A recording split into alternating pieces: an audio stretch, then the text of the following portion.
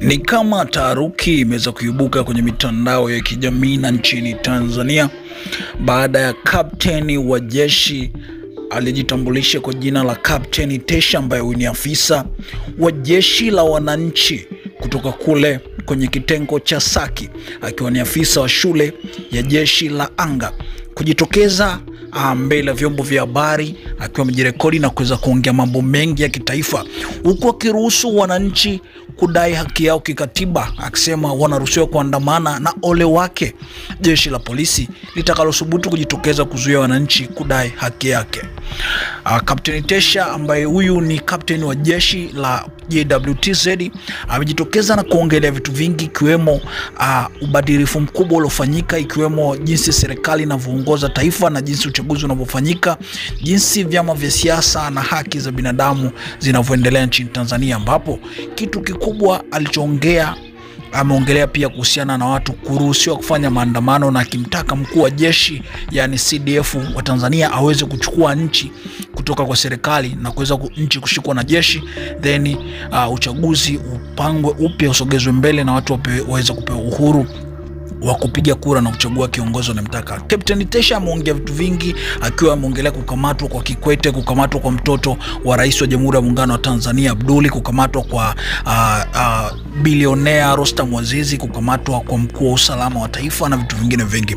Mseto Media tutakuletea hatua kwa hatua. Hichi ni kipengele cha kwanza ambacho tunakuletea kiongelea kuhusu maandamano na kuwaonya jeshi la polisi kuzuia wananchi, kisha tutakuletea vipande vingine vingi. Kaa karibu na sisi na uone unatutembelea kila saa, kwa sababu tunakuwekea vipande vifupi ili mtu wetu wa nguvu usichoke na uweze kutizama vizuri. Hichi hapa Kapteni Tesha, tumsikilize akiongelea kuhusu kuwaruhusu wananchi wafanye maandamano ya kudai nchi yao, na kama alichomwambia mkuu wa majeshi akitotendeka, basi amesema wao kama jeshi watafanya kitu.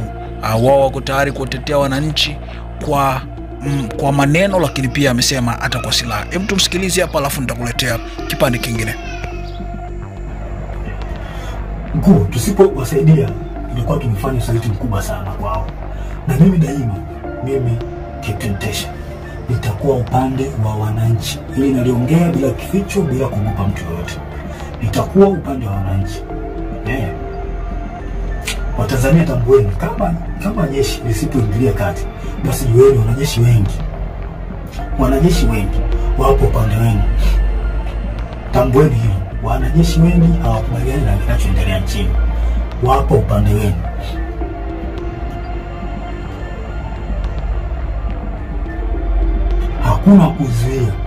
Hakuna kuwazuia tena. Nendeni mkadai haki yenu ya kikatiba, wala msogope.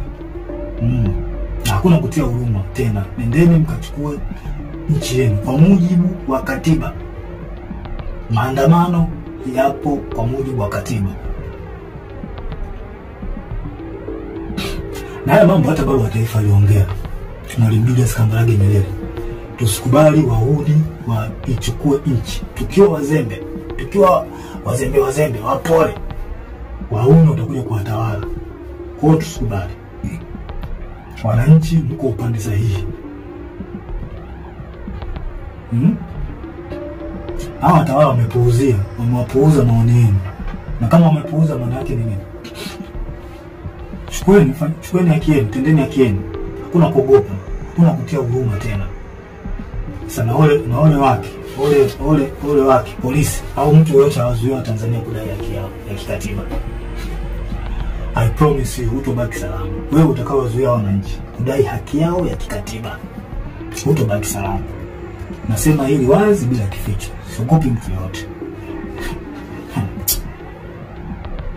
Hakikisha umesubscribe, comment, like na kushare. Mseto Media, we connect everywhere.